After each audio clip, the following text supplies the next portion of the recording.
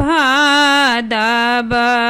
के रानी सी आधी रतिया कहाँ मागा मेलों ए तीराती है सावन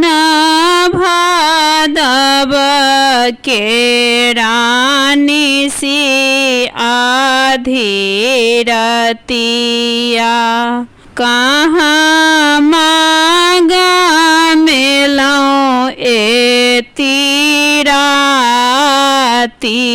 है तोहरो सो सुंदर धानी मालिन केरा बेटिया ओताही गामे लहूँ ए तीराती है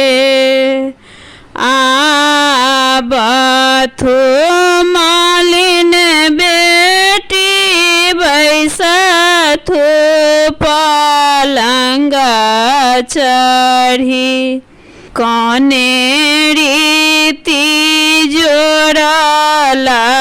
सीने है फूल लोढ़ गेला हो राजा फूल बड़िया राजा बेटा हंसी देला है राजा बेटा हंसला हम